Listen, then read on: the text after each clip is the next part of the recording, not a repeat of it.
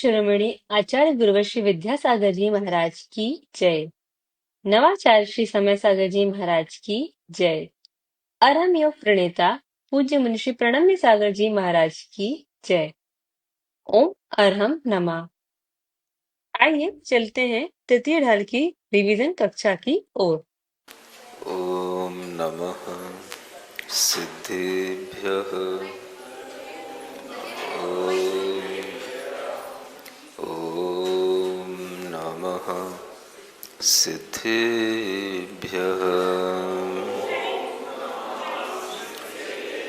ओम नमः सिद्धेभ्यः।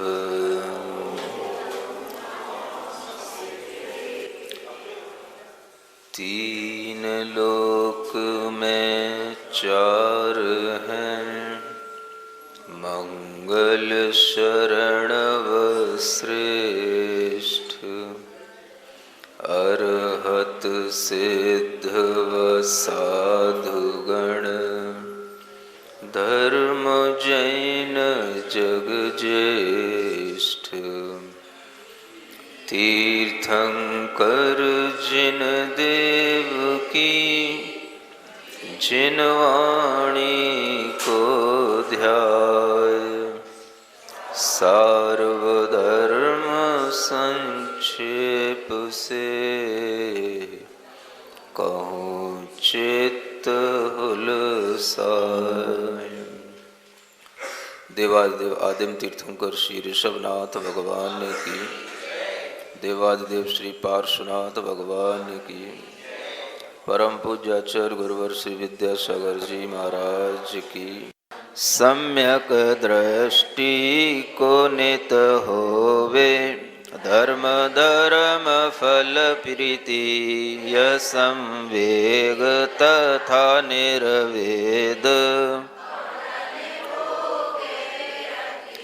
आत्म साक्षी का मैं अगनिंदा, गरहा गुरु से कंपा। परिणाम सर्व अनुकंपा, रत्नत्रयधारी में भक्ति मी से नेह। पालन से ही सम्यक दर्शन लेह।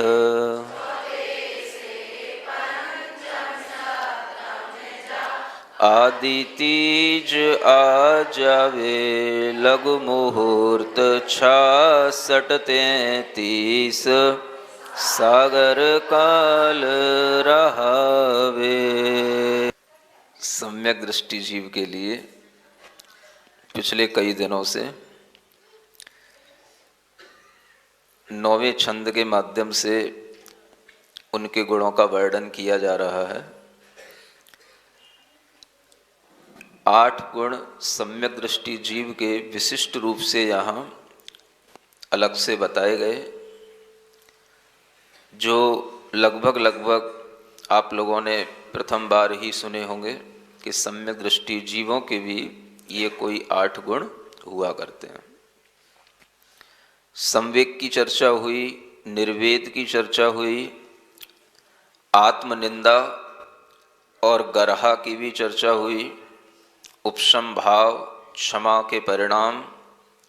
एक और उसी में 9वें छंद के अंत में सर्व प्राणी अनुकंपा, यह भी एक गुण सम्यक दृष्टि जीव का कहा गया है।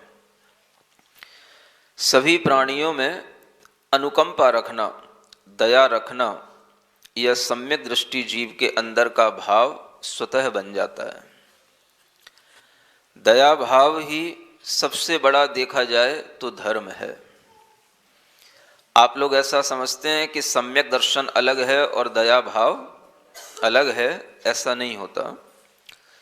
सम्यक दृष्टि जीव के अंदर दया सब जीवों से होती है, और जो मिथ्या दृष्टि जीव होंगे उनके अंदर दया केवल जो ऊपर ऊपर दिखने वाले कोई बड़े बड़े जीव हैं उनसे हो पाएगी। बड़े बड़े जीव में भी किन्हीं खास जीवों से होगी, किसी से नहीं होगी। हम दुनिया में देखते ही हैं, कुछ लोग किसी विशिष्ट पशु को मानते हैं तो उसकी रक्षा करते हैं और बाकी सबको मार भी देते हैं। यह सम्यक दृष्टि जीव के अंदर इस तरह का भाव नहीं होता। सभी पशु, सभी जंतु उसके लिए जीव के रूप में जब दिखाई देते हैं तो वह सभी प्राणियों के प्रति दया का भाव रखता है। चलने फिरने वाले जितने भी जीव जंतु हैं उनमें से किसी का भी वह घात करने का, विनाश करने का वह परिणाम अपने अंदर नहीं लाता। यही उसके दया का परिणाम, दया का भाव कहलाता है। यह दया का भाव धर्म बन जाता है, क्योंकि धर्म का मतलब है आत्मा का स्वभाव। ये जितने भी गुण हमारे अंदर प्रकट हो रहे हैं, इन गुणों की जो हम चर्चा कर रहे हैं, ये सब हमारी आत्मा के स्वभाव हैं। दया करना आत्मा का स्वाभाविक परिणाम है। हम कहें कि आत्मा का एक स्वाभाविक गुण है दयावान होना, धार्मिक का एक गुण है। और अगर धार्मिक होकर के वो दयावान न हो तो उसके धर्मात्मा होने का कोई भी चिन्ह सामने दिखाई नहीं दे सकता। तो धार्मिक जीव नियम से दयावान होगा, इसीलिए दया को सब धर्मों में माना गया। भारतीय संस्कृति के अंदर सबने दया को स्वीकार किया। सबने बोला दया धर्म का मूल है, पाप मूल अभिमान, तुलसी दया न छाड़िए जब तक घट में प्राण। तुलसीदास ने भी कह डाला दया धर्म का मूल है। इधर सभी जैन आचार्यों के द्वारा भी इस बात की उद्घोषणा हुई कि दया के बिना कोई भी धर्म नहीं होता। धर्मस्य मूलम दया, धर्म का मूल क्या है? दया है। सभी प्राणियों के प्रति दया का भाव होना ये सब लोगों में नहीं आ पाता। दृष्टि समीचीन होगी तो वह सब प्राणियों के प्रति दया का भाव करेगा। आजकल हम देखते हैं लोग गौशाला खोलते हैं, अच्छी बात है गौशाला खुलना। अब उस गौशाला में केवल हम गायों की रक्षा का भाव रखते हैं, उसके अलावा कोई भी और अन्य जानवर हैं उनकी रक्षा का हम भाव नहीं करते। ऐसा क्यों? प्राणी तो सभी हैं, दया तो सभी के प्रति आनी चाहिए, लेकिन वह दया का भाव एकांतिक रूप से केवल गायों के प्रति क्यों आता है? सम्यक दृष्टि जीव तो सबके प्रति दया का भाव रखता है। अगर उसके लिए कहीं भैंस है, कहीं और भी कोई जानवर हैं जो उसके लिए भेड़ हैं, बकरी हैं, वो भी अगर मरते हुए दिखाई देते हैं तो क्या उनके प्रति दया भाव नहीं करेगा? विचारो तो। केवल गाय के लिए दया का भाव होना और बाकी के और भी जो प्राणी हैं उन सबके प्रति दया का भाव नहीं होना, तो ये तो कोई बराबर का भाव नहीं हुआ, ये तो सबके प्रति दया का भाव नहीं हुआ। उसके लिए तो चाहे मछली आदि जलीय जंतु हो वो भी उसके लिए दया के पात्र होंगे, चाहे वो मुर्गी हो, मुर्गा हो, बकरे हो, बकरा हो, कुछ भी हो, भेड़ हो, भैंस हो, कुछ भी हो, उस सबके प्रति उसके अंदर दया का भाव होगा। सूकर हो, कुत्ते हो, बिल्ली हो, सबके प्रति दया का भाव होगा, चाहे वो शाकाहारी हो या मांसाहारी हो। इससे क्या प्रयोजन? जीव है, जीव को मारना पाप है। जो चल फिर रहे हैं, जो अपना जीवन जी रहे हैं, वो उनका परिणाम है कि वो किस तरह से जिए, लेकिन किसी भी जीव का घात करना, मार देना, ये अपने आप में बहुत बड़ा अधर्म है, पाप है। तो हर व्यक्ति को अंदर ये भाव होना चाहिए कि जो कोई भी जीव जंतुओं की, प्राणियों की हिंसा दिखाई देती है उसको बचाने का परिणाम आना चाहिए। सम्यक दृष्टि जीव सबके प्रति दया का भाव रखता है। अगर आपके लिए कहीं पर कोई भी तरह के जानवर कटते हुए, मरते हुए दिखाई देते हैं और वह अपने को पता होते हैं, तो उनके प्रति दया का भाव रखना ये हमारे अंदर का पहला धर्म का परिणाम होता है। आप उसको बचा पा रहे हैं, नहीं बचा पा रहे हैं, ये दूसरी बात है, लेकिन दया का भाव आना तो आपके अंदर का एक स्वाभाविक परिणाम होना ही चाहिए। जब आपके अंदर कोई इस तरह का भाव आएगा तो फिर आप उस जीव को बचाने की भी कोशिश करेंगे। अब आजकल की दुनिया में तो देखा जाए तो इतनी तादाद में जीवों का वध होता है कि कोई भी जीव उनको बचाने की सोचे तो कैसे बचा सकता है, और बचा के भी कहाँ ले जाए। 10-20 जानवर कहीं से अगर कोई बचा के ले भी आए तो वो कहाँ रखेगा? अपने घर में तो रख नहीं सकता। उनको भी रखने के लिए कोई एक अलग स्थान होना चाहिए, कोई अलग बाड़ा होना चाहिए। तो वो भी अगर वो सोचेगा तो बना पाएगा। बहुत से लोग गौशाला बनाते हैं, अच्छी बात है, मैं उसके लिए मना नहीं कर रहा, लेकिन और भी ऐसे जीव हैं जिनकी नियम से हिंसा होती है, और यूं कहना चाहिए कि वो तो हिंसा के लिए ही बनते हैं। मानो कोई भी जीव अपनी स्वाभाविक मृत्यु नहीं कर सकता, ऐसी पर्यायें उनको मिलती हैं। जैसे मुर्गा, सूकर, बकरा, बकरी, मछली, इन सब जीवों का अंत इसी तरह से होना है। आप क्या कर सकते हो? जैसे लोगों के लिए गौशाला के प्रति रुझान होता है, वैसे ही अन्य पशुओं को भी बचाने का रुझान होना चाहिए। विचार तो हम दे ही सकते हैं।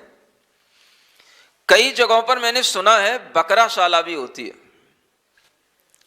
हाँ, मैंने सुना है, देखा है, बकराशाला भी होती है। माने क्योंकि बकरा तो नियम से उसका वही अंत होना है।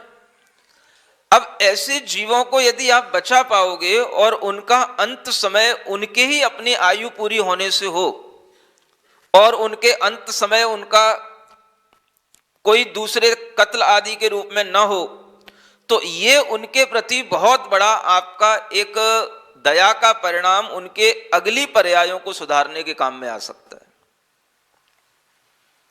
गाय के लिए तो नियम नहीं है कि गाय का वध ही होगा, लेकिन जिनका नियम है हमें उनकी तरफ भी तो देखना चाहिए। इनके लिए तो कोई सोचता ही नहीं है। सूकरशाला भी हो सकती है, मुर्गीशाला भी हो सकती है, ये पोल्ट्री फार्म वगैरह ये सब जो खुलते हैं, ये तो सब मारने के लिए ही हैं। ये कोई पालन नहीं है, ये तो सब उनको कहीं ना कहीं बेचा जाना है, कहीं ना कहीं उनके लिए इस तरह से ही उनका अंत होना है। तो अगर व्यक्ति के अंदर दया का भाव आए तो वह कहीं पर भी कोई भी इस तरह की छोटी छोटी जगह बना करके, छोटे छोटे बाड़े बना करके, उनमें अगर वह कुछ भी पशुओं को अगर रक्षित कर पाता है, कुछ भी पशुओं की अगर वो रक्षा कर लेता है, तो कम से कम ये जरूरी नहीं है कि आप पूरी दुनिया को संभाल सकते हो, लेकिन आपके माध्यम से अगर 2, 5, 10, 20 जीवों की भी रक्षा हो जाती है तो भी आप अपने मन में सोच सकते हो कि भाई मेरी तो स्थिति इतनी है, चाहता तो हूं कि सबकी रक्षा हो जाए, लेकिन मेरे पास जगह नहीं, मैं उनकी रक्षा करने में समर्थ नहीं, तो मैं केवल 2, 5, 10 जीवों की रक्षा तो कर ही लूं। इस तरह के रक्षा के भाव भी अगर करने में आएंगे तो भी कुछ ना कुछ दया का परिणाम बना रहेगा। ये दया का भाव अनेक लोगों में अगर थोड़ा थोड़ा भी आता चला जाएगा तो बहुत सारे पशुओं का अंत समय में जो उनका बुरे तरीके से मरण होता है और वो तड़प तड़प के मरते हैं, अगर वह पशु अपना पूरा जीवन अपनी आयु के साथ प्रसन्नता से जी ले और अंत भी उनका सुखद हो जाए, तो उनके लिए उस पर्याय से भी मुक्ति मिल सकती है। क्योंकि अंत समय में जो उन्हें दुख हुआ, क्लेश हुआ, उसके कारण से, उनकी कसायों के कारण से उनके लिए फिर वैसे ही और जघन्य आयु का बंद होगा और उनके लिए बुरी पर्याय ही मिलेंगी, जिससे उनका आगे का परलोक और भविष्य भी बिगड़ता ही चला जाता है। अगर उन जीवों के लिए सुखपूर्वक मरण हो जाए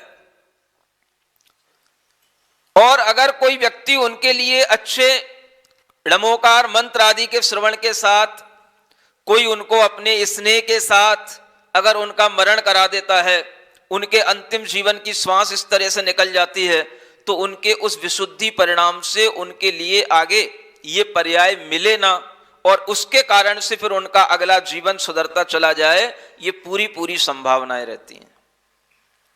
इस ओर बहुत कम लोगों का ध्यान होता है।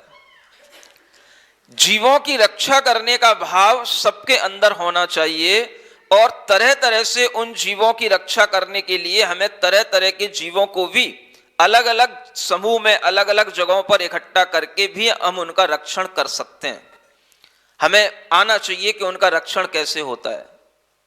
हर जीव के रक्षण की अलग अलग विधियां होती हैं। आप गाय भैंस की तरह उन पशुओं को कहीं भी ऐसे टीन शेड के नीचे नहीं छोड़ सकते हो। जो कोमल पशु पक्षी होते हैं, चिड़िया वगैरह, मुर्गा मुर्गी वगैरह, इनके लिए आपको अलग से बंदोबस्त करना पड़ेगा। तो हर जीव की रक्षा का भाव अगर थोड़ा थोड़ा सम्य होगा तो एक गौशाला में भी अनेक तरह की और भी पशुशालाएं हो सकती हैं, लेकिन लोगों का ध्यान केवल गाय पर रहता है। हमें भाव ये आना चाहिए, सर्व प्राणी अनुकंपा, ये टाइटल होना चाहिए हमारा। सभी प्राणियों पर अनुकंपा करो। अनुकंपा माने दया का ऐसा परिणाम कि जिससे आपका हृदय कंपित हो जाए, उसको कहते हैं अनुकंपा। दया में आपके अंदर का परिणाम थोड़ा भींगता है, लेकिन अनुकंपा भी एक ऐसा शब्द है जिसमें हृदय कप जाए। इन जीवों का इतने बुरे तरीके से मरण हो रहा है, इतना वध हो रहा है, ऐसा विचार करते हुए जब आपका हृदय कप जाए तो उसी परिणाम का नाम अनुकंपा भाव कहलाता है। यह अनुकंपा भाव सम्यक दृष्टि जीव के लिए ही कहा गया है। अगर आपकी दृष्टि समीचीन है तो आप सब प्राणियों में दया का भाव रखेंगे और इस तरह का यह दया का भाव सब जीवों में आ सकता है। इसमें जैन और अजैन का कोई लेना देना नहीं है। दया का भाव हर बच्चे के अंदर, हर बड़े के अंदर आ सकता है और अपने अपनी स्थिति के अनुसार 10 लोग भी मिलकर के कहीं पर कोई समूह बना करके और कोई जगह लेकर के उसमें किसी भी तरह के जीवों की रक्षा के भाव करते हैं तो यह दया का भाव ही उन जीवों की रक्षा का भाव बन जाता है। वो जीव मरने ना पाए और मरे तो अपनी मृत्यु से मरे, सहज मरे, अपने आयु कर्म के क्षय से मरे, उनके लिए कोई घात ना कर पाए। इस तरह का अगर एक तरफ हम देख रहे हैं हिंसा का व्यापार चल रहा है, हिंसा का परिणाम चल रहा है, तो दूसरी तरफ इस तरह से ये अनुकंपा और दया का भी कार्य होना चाहिए। और इस तरह का कार्य होगा तभी जाकर के धर्म कुछ थोड़ा सा बच पाएगा। धार्मिकता के भाव कैसे दिखाई देंगे? तो इस तरह के परिणामों के अनुसार ही आपके अंदर वो धार्मिकता और प्रबल होगी। सभी प्राणियों के प्रति क्या रखना? अनुकंपा का भाव रखना, दया का भाव रखना। ये कितने गुण हो गए? ये 7 गुण हो गए। एक और 8वां गुण है जो 10वें छंद की प्रथम लाइन में लिखा हुआ है। क्या लिखा है? रत्नत्रय धारी में भक्ति साधर्मी से नेह। यह भक्ति होना, रत्नत्रय धारी के प्रति भक्ति होना और साधर्मी जनों से स्नेह होना, ये एक ही भाव है जिसे स्नेह भाव, प्रेम भाव, भक्ति भाव कुछ भी कह सकते हैं। और इस तरह का भाव जब आपके अंदर आएगा तो आप साधर्मी के प्रति अपने आप एक सामान्य रूप से जो स्नेह भाव आता है वो आपका बना रहेगा। साधर्मी का मतलब क्या होता है? अपने साथ रहने वाले साधर्मी कहलाते हैं। सुन रहे हो? धर्म की दृष्टि से देखें तो जो धर्म को मानने वाले हैं वो भी साधर्मी हैं, जो एक परिवार में रह रहे हैं वो भी साधर्मी हैं। अगर हम परिवार की दृष्टि से देखें तो पति पत्नी आपस में क्या कहलाएंगे? सधर्मी कहलाएंगे। आपका अपने परिवार के सब लोग क्या कहलाएंगे? सधर्मी कहलाएंगे। उसी परिवार को जब हम समाज के साथ जोड़ करके देखें तो समाज के सब लोग आपके लिए क्या कहलाएंगे? सधर्मी कहलाएंगे। और जिनके साथ आप रह रहे हो, जो आपके दोस्त हैं, सखी सहेली हैं, मित्र हैं, ये सब आपके लिए क्या कहलाएंगे? ये सधर्मी कहलाएंगे। सधर्मी का मतलब होता है जिनका धर्म एक समान हो, वो सब सधर्मी है। क्या सुना? जिनका धर्म भाव एक समान हो, यानी सब दया धर्म को मानने वाले हों, सब अहिंसा धर्म को मानने वाले हों, सबके अंदर सम्यक दर्शन का भाव हो, सब इस तरह से निर्ग्रंथ गुरुओं को मानने वाले हों, तो वो सब क्या हो गए? सधर्मी हो गए। इन सब सधर्मियों के प्रति भी एक स्नेह का भाव होना, प्रेम का भाव होना, आपस में लड़ाई का भाव नहीं होना, ये क्या कहलाता है? ये सम्यक दृष्टि के गुण कहलाते हैं। अगर हम इस भाव को देखें, इस गुण को देखें, तो इस गुण के माध्यम से अच्छे एक परिवार की समायोजना हो सकती है। सधर्मी से नेह, स्नेह, पति पत्नी के बीच में, भाई भाई के बीच में, पिता पुत्र के बीच में, मां बेटे के बीच में एक स्नेह का भाव होता है, और उस स्नेह के भाव के कारण से ही वह परिवार अच्छा चलता है। अगर उस स्नेह में कमी आ जाती है तो परिवार में विघटन होने लग जाता है। परिवार में सब लोग एक दूसरे से क्या चाहते हैं? स्नेह चाहते हैं। जहां पर कुछ स्नेह की कमी दिखाई दी, समझ लेना वहीं पर कुछ ना कुछ फ्रैक्शन शुरू हो जाते हैं। 2 बेटे होते हैं, 4 बेटे होते हैं, अगर माता पिता एक को ध्यान में रखते हैं या किसी एक बेटे को ऐसा लगने लग जाता है कि ये तो केवल बड़े को ही प्यार करते हैं, हमको तो सोचता ही नहीं, कोई देखता ही नहीं, कोई पूछता ही नहीं कुछ, तो क्या हो जाता है उसके अंदर? अपने मां के प्रति, पिता के प्रति भी एक वैमनस्यता का भाव उसके अंदर उत्पन्न हो जाता है। ये स्नेह के भाव की कमी के कारण से संभव होता है, और ये स्नेह बराबर बनाए रखना एक बहुत बड़ी जिम्मेदारी होती है घर के सदस्यों की। अक्सर आप लोग देखते होंगे 2 बेटे हैं या 1 बेटा है, 1 बेटी है, तो ये बात घर में आपको सुनने को मिल जाएगी। कभी बेटी कह सकती है कि बेटे को ज्यादा प्रेम करते हैं माता पिता, कभी बेटा कह सकता है बेटी को ज्यादा ध्यान रखते हैं माता पिता। और ये बात अगर बेटे बेटी के अंदर आ जाती है तो थोड़ा सा उनके मन में आने लग जाता है, मुझे घर में प्रेम कम मिलता है, स्नेह कम मिलता है, मेरी कद्र लोग कम करते हैं। तो उसके अंदर एक असुरक्षा का भाव जब पैदा होता है तो फिर वह किसी दूसरे से अपना जुड़ाव करने लग जाता है, किसी दूसरे मित्र को बना लेगा, किसी दूसरे और लोगों से अपने आप को जोड़ेगा, और जहां उसको लगेगा कि लोग मेरी कद्र कर रहे हैं वो वहां जुड़ जाएगा, और उसके कारण से घर के लोगों के प्रति उसका स्नेह कम हो जाएगा। ये कारण होता है। जब आप कहते हैं कि मेरा बेटा मेरी बात नहीं मान रहा, या मेरा बेटा मेरी सुनता ही नहीं, ये अपने दोस्तों में मस्त रहता है, तो उसका भी एक कारण रहता है, वो आप समझ नहीं पाते। बहुत बड़ी जिम्मेदारी होती है माता पिता की कि हम अपने बेटे बेटियों को भी पूरा स्नेह देना है, और आपस में पति पत्नी भी हैं तो उन दोनों को भी एक दूसरे के स्नेह की आवश्यकता होती है।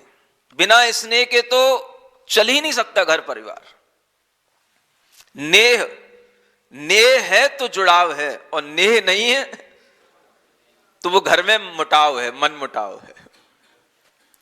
घर के अंदर का जुड़ाव स्नेह से होता है, और स्नेह में कमी आई, आप तो जानते हो स्नेह माने स्निग्धता, स्निग्धता माने चिकनाई।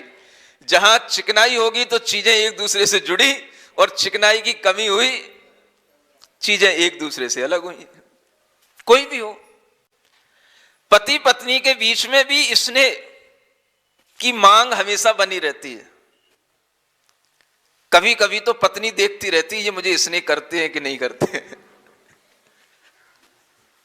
नहीं समझे? अगर पति नहीं समझ पाए तो वो एक छोटी सी भी बीमारी या छोटी सी बात पे भी पूरा संबंध टूट सकता है।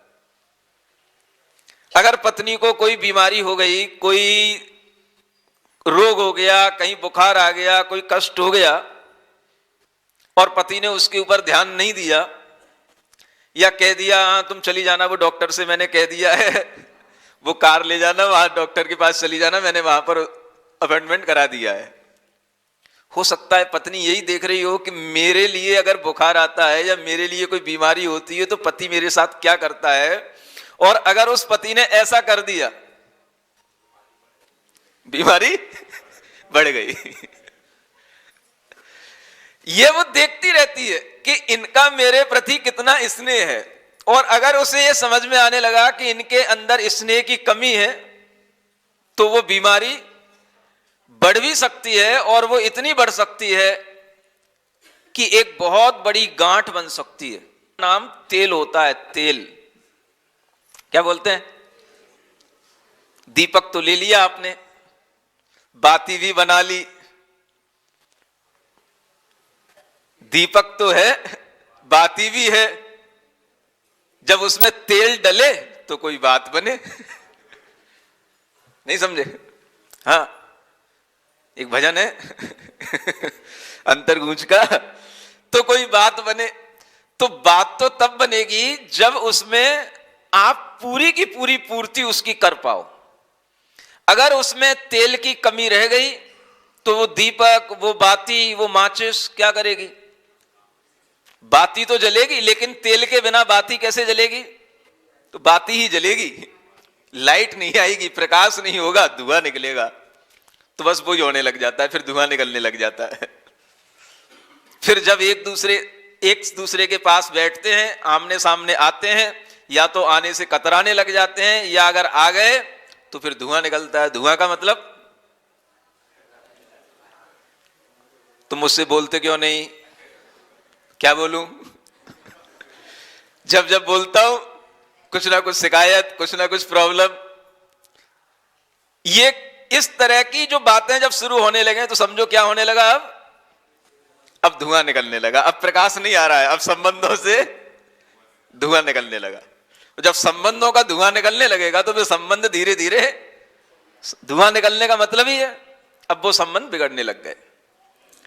एकमात्र यह चीज है, आजकल लोग ये नहीं समझ रहे कि धर्म हमारे जीवन में कितने काम की चीज है। सम्यक दृष्टि जीव के अंदर का धर्म सब कुछ चलाने के लिए, उसके लिए योग्यता पैदा करता है, और वह सम्यक दृष्टि घर को भी अच्छे ढंग से चला सकता है, परिवार को भी चला सकता है, समाज को भी चला सकता है, और अगर देश भी चलेगा तो इन्हीं गुणों के कारण से चलेगा।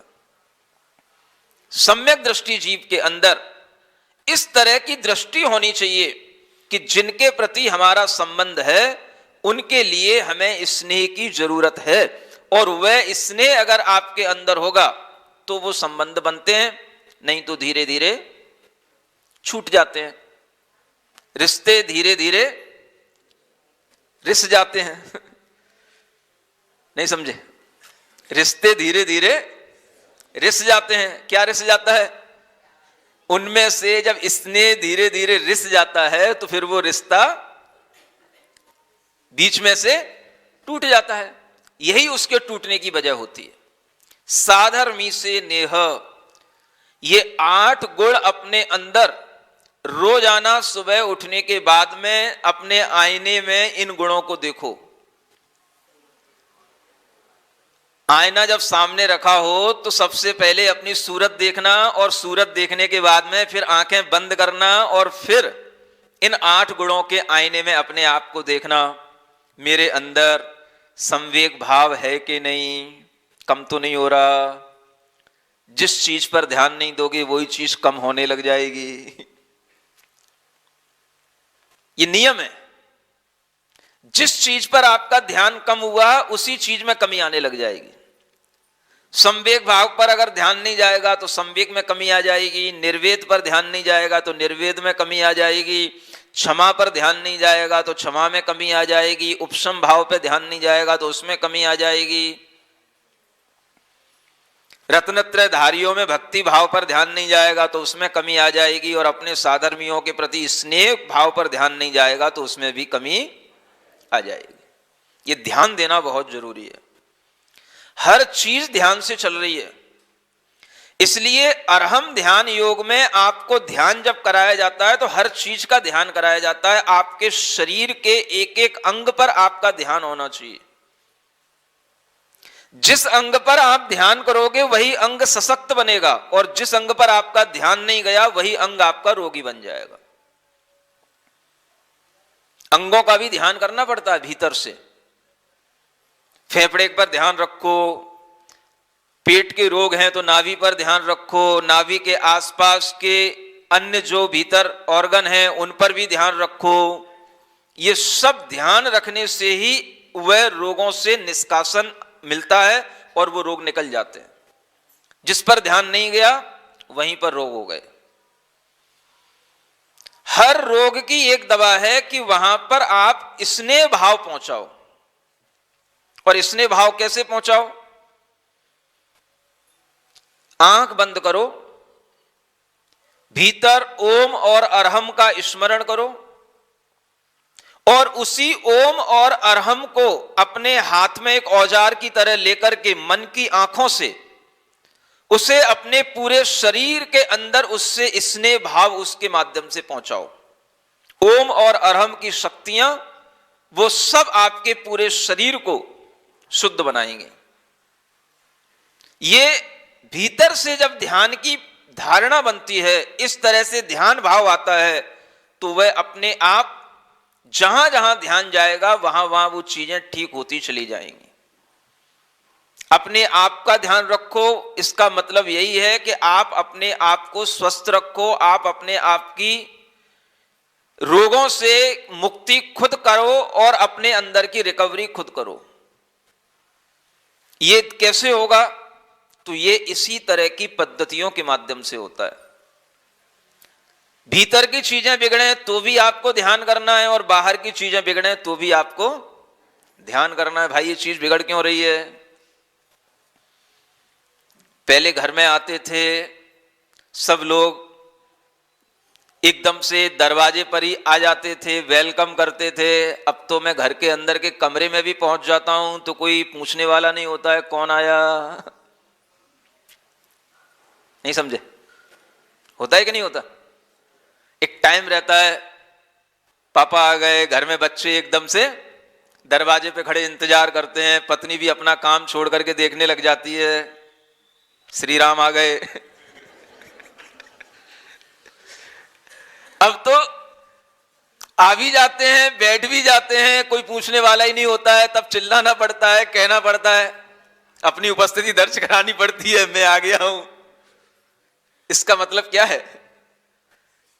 स्नेह की कमी। तेल कम हो रहा है, डालो, बाती जलाओ, नहीं तो क्या होगा? बाती जल जाएगी, धुआं निकल जाएगा। जैसे ही आपको ये दिखाई देने लगे कि इस तरह का कोई वातावरण निर्मित हो रहा है एक समझदार इंसान के लिए, उसी समय पर साधर्मी से नेह, ये जगह जगह अपनी घरों में लिख करके, कोटेशन लिख करके रखो। घर में घुसते हुए कुछ याद आएगा तो ध्यान रहेगा कि ये क्या है। हिंदी है, शुद्ध हिंदी, कोई ज्यादा लंबी लाइनें नहीं है। इतनी सी ये कोटेशन घर में लिख करके रखो, साधर्मी से नेह। कभी ना कभी तो दीवार पर नजर जाती है, कुछ ना कुछ तो ध्यान आएगा। घर में घुसते समय, निकलते समय ध्यान नहीं भी जाएगा तो ध्यान देने के ये बहुत बड़े साधन बन जाते हैं। और कभी ना कभी आपके मन में आ जाएगा कि देखो कहीं ना कहीं ये कमजोरी या कमी अपने कारण से हो रही है। जो समय लग रहा है बिजनेस में दूसरों के साथ, और घर में इस तरीके से जो हम समय की कमी के कारण से वातावरण देख रहे हैं, ये घर टूटने के परिणाम हो सकते हैं। ये विचार अगर हर व्यक्ति के अंदर रहेगा तो घर संभला रहेगा, बच्चे संभले रहेंगे, परिवार में प्रेम रहेगा तो हर परिवार के अंदर वह प्रेम के माध्यम से कोई भारी आपत्ति भी आ जाती है, कोई दिक्कतें भी आ जाती हैं तो सब सॉल्व हो जाती हैं। सबसे पहला भाव है शांति, पहले होनी चाहिए परिणामों में। उससे उत्पन्न होता है क्षमा भाव,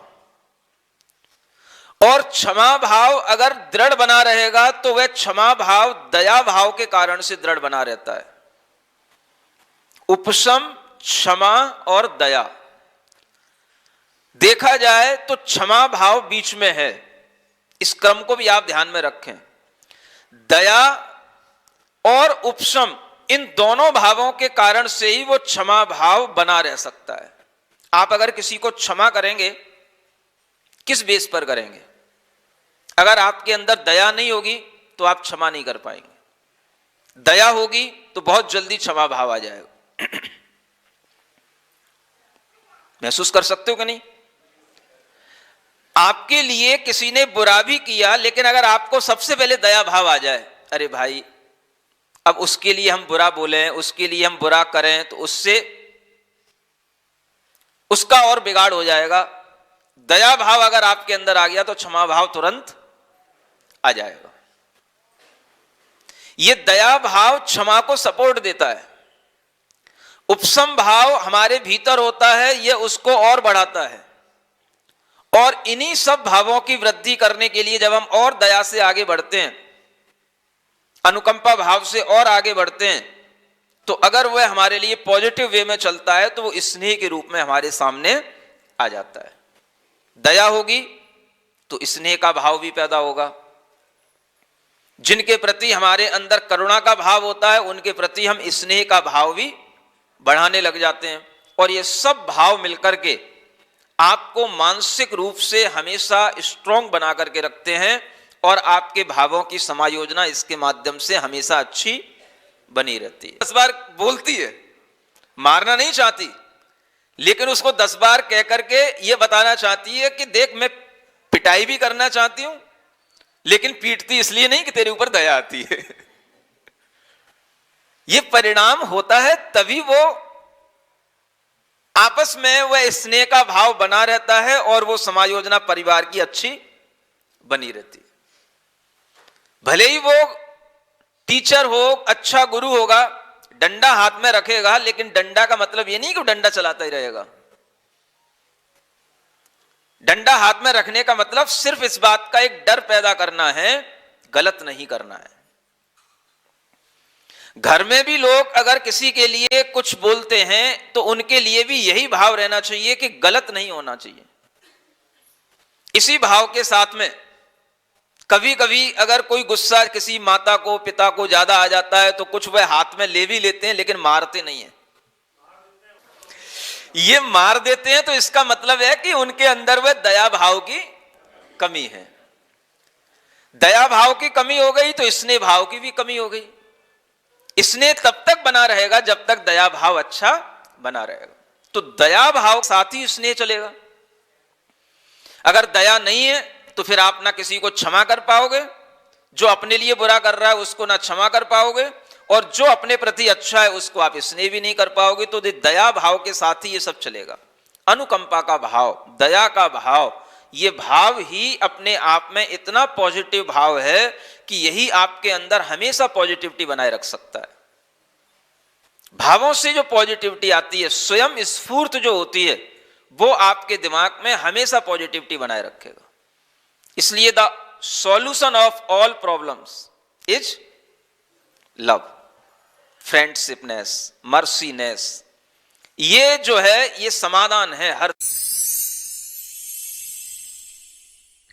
सिरिजिणवाणी जग कल्याणी जग जन मदतम मोहरी जणमण हारी गढ़हर हारी जम जरा भव रोग हरि तिथ्य राणम दिव्य झुणिम जो पड़ई सुणई मय्ये धारई राणम सौख मणंतम धर्य सासद मोक्ष पदम पावई सासद मोक्ष पदम पावई।